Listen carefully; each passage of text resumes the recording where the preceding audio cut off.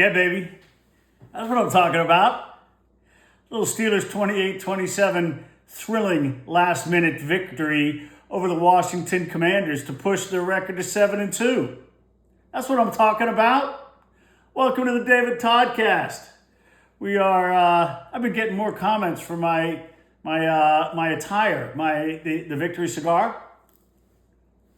Little nod to the original Art Rooney. The hat, sunglasses, the fantastic decor.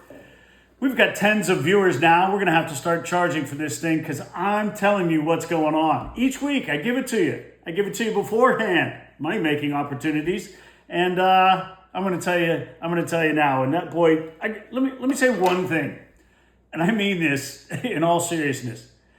Enjoy the games, man. I realize, like, if you're invested, that it's nail-biting stuff and, heart palpitations and whatever. And if you've got a couple dollars on it, maybe even more so. But I hope you get a chance to kind of at least enjoy the ride a little bit there, particularly games like that in the second half where, look, they could have spotted that fourth down call differently for the Commanders, and they probably get another first down and kick a field goal and win the game. I mean, that game, it was rage. I mean, that is the definition of razor's edge victory for the Steelers. And I look, I go through this as well. There is some euphoria when the team you're rooting for, whether it's the Steelers or whatever else it is, when they come out on the victorious end of that stuff. But I hope, even if that game had gone the other way, and it was literally that close to going the other way potentially.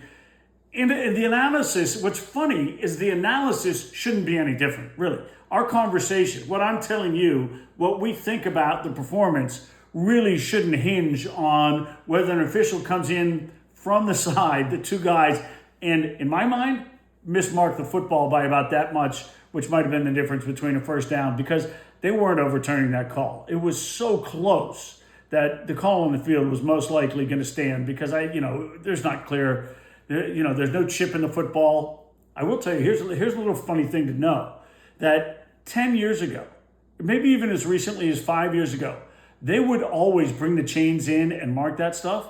But two things happened. They realized as they try to make sure these games don't extend any longer than they need to and fit in the 3-hour windows, you never see the chains come in anymore. We watch games 70s, 80s, 90s, into the 2000s. They bring the chains in all the time and check it. Look, it's just randomness until they put a chip in the football and have it marked on the sideline. It's randomness, human element. Guy puts the ball on here versus here. It's a first down or it's not. So bringing in the chains was kind of a farce, and they've decided these guys to have these guys, make decisions on the field and go with it. In something like that, look, it would have had to be clear-cut to overturn the call. I think the Steelers got a break, but either way, 28-27 Steelers victory. And I just hope that you can step back and say, had it gone the other way, I'd be annoyed, I'd be pissed off, but I'd still have enjoyed the game. Because I think that's important. Okay, enough sermonizing on how you should watch football because who cares? I hope you had fun. All right, what do we want to get to here? Game ball to Omar Khan, right? A lot of criticism, some from me about Omar not adding to the wide receiver room since March when he traded Deontay Johnson.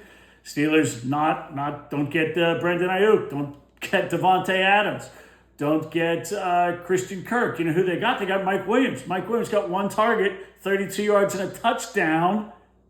I don't know if I said he'd play roughly 10 or 15 plays. I don't even think he played that many. He got one target and catches the game-winning touchdown.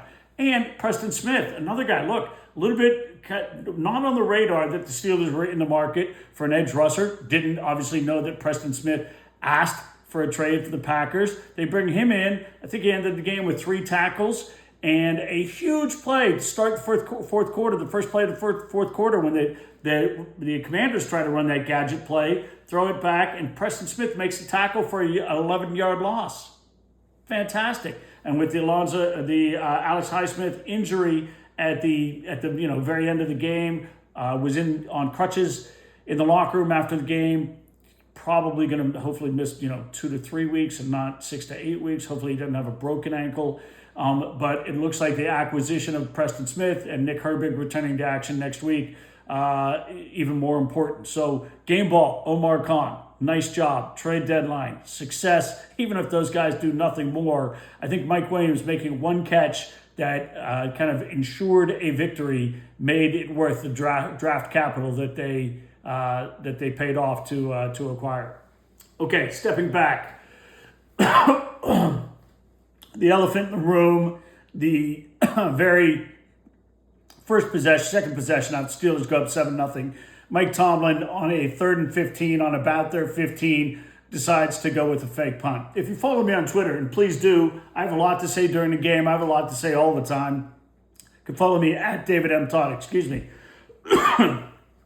Mike decides a fake punt. First, let me give you the mechanics of how they get to this position. Danny Smith spends, all his time 24/7 in a projector in front of in a dark room, basically watching cut-ups of special teams of the Steelers' opponents. And he sees tendencies, and he'll look back seasons. He'll see what guys do. If you have a new special teams coach, he'll go back and watch what that guy's done in the past and when he's been in different places. So during the week, they look at all sorts of different things, and that's why they have such success on punt and kick blocks, trying to find weaknesses in the formations that the other team's using. So the Steelers see that occasionally the Commanders will leave a gunner uncovered. The reason is you want to have a situation where put pressure, certainly in a punt block, you don't have the return on, and the special teams coach on that side is assuming that deep in their own territory, with more than 10 yards to go, a team is very unlikely to run a fake. You know what? That's probably a pretty good assumption. But do you know what also? That's also a good time to run a fake. Now, again, I have kind of, some basic rules of life. This is a basic rule of life that if you know people, it goes like this. Every trick play that you run that works is freaking genius. It's great they did it. Every trick play that your team runs that doesn't work, the guy's an idiot. That is the dumbest freaking call in history. Fire everybody. That's what that is the standard reaction. It's as good as gold. Till the end of time, that will be people's reaction. I thought, because it was so clear that this play was absolutely going to work, and that if James Pierre can catch a ball that you would feel comfortable throwing to your 5-year-old and catching, that people wouldn't be upset about it. Oh, was I wrong? There was screaming and gnashing of teeth on Twitter as they bemoaned the call. And here's the concession I will make. If you're soft, no, I'm kidding, not really. Look, you can't just criticize Mike all the time for living in his fears and all the crap the Steelers don't do. I mean, yeah, that's a gutsy call. Here's the way I look at it. The Steelers practiced this. They knew exactly the look they were looking for. If they got it, they were going to opt into that play. That's what happens. This wasn't called before the huddle. This was called after they break the huddle. Miles Killebrew is the up back. He sees the formation. He sees Pierre uncovered out there, and he audibles into the play. So the snap goes to him. He throws it. I have a still on my Twitter feed. You can watch it. Take a look at it. That's got to be what anybody catches that in a game, 9 times out of 10 in practice or standing around, catch it 99 times out of 100. He didn't catch it. Didn't work. Mike took responsibility. I'm all for it. If you say, look, I don't like kind of taking risk and not, whatever, we'll agree to disagree. You're not going to ever convince me that was a bad play call. But always, as Mike said, it didn't work, so it was a bad call. And, at the end of the day, anything in life, if you're going to be results based, then you can say it's a bad call. The process was good. Everything was good right up to the last guy executing. Everybody else executed perfectly. James Pierre didn't, so it didn't work. Have your cake and eat it too if you're going to criticize Mike. Okay. Steelers offense. Let's take a quick look at the offense. I would say Russ played a pretty good game. Missed some throws, made some big throws, and at the end of the day, I think he was only 14 for 28 for like 200 yards, 3 touchdowns unbelievable catch by Pickens on the opening touchdown, and a kind of a moon ball throw by Russ. The second one, an exquisite throw to Freiermuth on the second touchdown. What you see oftentimes on those routes where guys are running outs along the goal line, you got to hit them so that they can catch the ball and take the next step with his outside foot, his right foot there, and plant and put his shoulder this way to get over the line, because he's going to get hit right away. And oftentimes you'll see quarterbacks lead guys out here. Obviously, if you throw it behind them, then they kind of have to stop. And it's not an easy throw to make. That baby was right on the mark. Freiermuth, Pat, easily, good catch, easily turned and in. And obviously, kind of the moon ball type toss to Mike Williams. If you didn't see the post-game commentary, that play is designed. Calvin Austin's the receiver who's supposed to be in. He obviously got hurt just before that, was taken out. And so Russ and Mike Williams talked about the play on the sideline. I mean, that sounds about as sandlot as it gets, right? Here's the play. The other receivers are going to line up over there. You line up on this side. I'm going to throw it to you down there. That's pretty much what it was. Throw it up. Mike Williams, by the way, running down under that is not, come on. That's not an easy catch. That is not an easy catch. And catches it, touchdown, 28-27. I think the immediate reaction, and it was my immediate reaction, is, Steelers win. But Washington, all three of their timeouts, blah, blah, blah, all the other stuff. So, we had that to deal with. But kudos to Mike Williams. Like I said, I think Russ played a very good game. The play that I think was incredibly key that won't get a lot of conversation was the scramble on the third down play where Russ was able to scramble and hit Calvin Austin for a big gain before he got knocked out of the game. That was a huge play. The Steelers obviously fumbling on the 1 yard line. Jaylen Warren, that looked like a game killer, but we'll get to the defense. That looked like a game killer. But remember, obviously the Commanders have the ball, on their own 1.5, whatever it was, 1 yard line. So very important stand for the defense to make. Decent game for the running attack. We finally saw some good stuff from Jaylen Warren running the ball. Najee not quite as many holes today. Warren's turnover was clearly a killer. We didn't see a lot from the other receivers. Austin, the catch I talked about, was one of only 2 that he had. And Van Jefferson, non-factor today. Muth, a couple big catches. Darnell Washington, I think he had a couple, but missed one over the middle, less of a factor. Just, the Steelers offense, I think I would call them opportunistic. They put up 28 points today, but it didn't feel like, they converted red zone chances and credit for that in the first half, 2 of 2 in the red zone, but it just didn't feel like they were on all cylinders like I expected them to be today. I kind of give the offense a B minus type of grade. Look, at the end of the day, they made the plays, and the Mike Williams play, you got to give him a B. I would give Russ a B. Missed a couple throws, but again, showed some mobility, showed some veteran QB-ness, and good gracious, man, I would not want to be one of the 11 Washington defensive players who was on the field when they jumped on that fourth and 1 play, at the end of the game with a minute to go. I mean, they had a rookie in there on the D line. Zach Frazier back in at center, first opportunity to play with Russ. Both Mike Tomlin and Russ Wilson said did not give the answer as to whether the Steelers were actually going to go for it. Zach will learn, rookie mistake, gave it up to Brooke Pryor in the locker room after the game and said, the Steelers were just trying to draw him off. Rookie mistake by Zach. Don't tell everybody your secrets. But they were able to draw him off, and that's an embarrassing mistake for the Commanders kid, the rookie on the other side.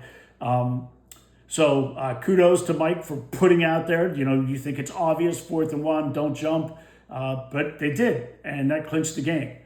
So kind of a B for the offense. 28 points is 28 points, and man, that would have felt like Christmas at almost any time over the past 5 years, except for the last 3 weeks when the offense is doing good stuff. Special teams, didn't see Boz today. For the first time this season, I would say the special teams was below the line. A really poor job on kick coverage in particular, on the kickoffs. Just seemed like Eckler and whoever else was returning kicks for the Commanders did an excellent job. But, of course, one turnover on the punt, two balls off the face mask by the Commanders' return guy, which is probably a good way to lose your job, one of which recovered. And that was key. James Pierre and Ben Skowronek, guys down on the coverage on that. And as I told you on Friday, Skowronek, back on the 53-man roster, Scotty Miller did sit this game with Williams and Skowronek. And it just shows you the importance that the Steelers put on special teams. Skowronek's on there as a gunner. He got a helmet just to be a gunner. That was his job. And it turned out, down there, covering these plays, they recover a punt. So, but still, I thought the coverage games weren't very good. Waitman was excellent. So, maybe a C there. The defense, you know what we're going to get to here. You're going to see when we get to kind of the end of this. I didn't think the defense was very good. And the Jaden Daniels stats are very pedestrian in this game. Again, his numbers and Russ's numbers are virtually the same. Russ had an INT. Don't worry about the INT. It was a 53-yard pass that on 3rd and long that essentially turned out to be a punt. It was a non-event. Good thing George Pickens got a hand on him on the ground. And George knew, so he wasn't being lazy. He made the play. So there's no question about that. But I did think George could have made a little bit more effort to go for the ball as it was being intercepted. Not going to hit that too hard. But as watching the play, I was like, why aren't you going for it? Just like Calvin Austin on one of the deep balls. Why aren't you making more of an effort? But, whatever. Maybe he didn't see it perfectly. Unclear. But fortunately, he got his hand on the guy. But the point is, the interception stat on Russ's line, not relevant. He had 3 TDs. Jaden Daniels, no TDs and no interceptions. And so a much lower passing rating. But they were both around 50% and around 200 yards. And Jaden Daniels is going to be a great quarterback. Steelers defense got killed in the middle of the field again. And Minka's getting a lot of people coming to his defense, me at times being one of them. But if you're going to have Minka be your center fielder because you don't want to get beat deep over the top, okay, that's fine as a strategy. That's fine. Don't get beat over the top, and the Steelers generally haven't gotten beat over the top. But you also, if you're going to give up all the damn crossers and in-breaking routes over the middle and make your linebackers make a lot of those coverage plays, your safeties, corners or safeties, kind of funneling guys inside, well, then you need to hammer these guys with tackles as they come across the middle. And Minka on that, what was it, 43 yards, that play late in the game, you can't miss that tackle there. That's a 35-yard miss for Minka stepping up. Now, I do want to say the defense, after the Commanders scored on the first possession of the second half, the Steelers defense only gave up 3 points. And when they had to keep the Commanders out of field goal range, they did it. And I give them tons of credit. Washington had a first down, I think, on their own 49 and the Steelers 49, basically midfield with 2 minutes to go. First down. Field goal range is 15 yards away, and you get 4 downs to get there. I did not think it was going to happen. But you know what? They got pressure. They got pressure, and they made plays. Now, I will say, another play, if you're a Commanders fan, the third down pass down the sideline, James Pierre kind of wasn't really looking and ran into the guy just a split second. Now, in real time, it looks like a really good pass breakup, and I'm going to give James Pierre that. Now, we're not calling games in slow motion. In slow motion, he hits the guy a fraction of a second early, but he made the play. I didn't think Pierre was great. Obviously, JPJ, Joey Porter Jr., not his best game, bunch of penalties. Just didn't think the Steelers were great. We did see Cam Sutton back. He made a really good play on the sideline. I remember that. Three guys to mention defensively. Patrick Queen, certainly in the first half, exceptional. Best half we've seen him play by far. Less so in the second half. Cam, damn. I kind of made fun of Cam asking for a 3-year deal. I made fun, all right? So let me eat some crow here. Cam's been great. He was excellent, particularly late in the game with a couple sacks, made some big plays. Preston Smith, when he was in there, really good. TJ made his presence felt in the fourth quarter more than he did the first 3 quarters, and they showed, look, if you're not on the stat sheet because two guys are blocking you the whole game, I guess that's understandable, right? The guy who I was a little concerned about was Keanu Benton, who we haven't seen a lot from the last 4 or 5 weeks. And the Commanders really, particularly in the first half, did a really good job of running the ball right up the gut against the Steelers. And Benton knocked a pass down in the second half. But the Steelers defense, as they have shown, and give Terrell Austin credit, they have shown that they've been able to make adjustments and come up with the plays. So, deep breath. 7-2. I mean, this is almost playoff guarantee. Now, we know that, look, the 8 games left. Eagles, Chiefs, 6 division games. You got to win 3 division games. If you don't win 3 games the rest of the way with 8 games to go, you don't deserve to be in the playoffs, right? So there's no argument here. They need to, it'll be more comfortable if they win one of their next 2. They've got the Ravens coming up, and then they get the Browns. So you win one of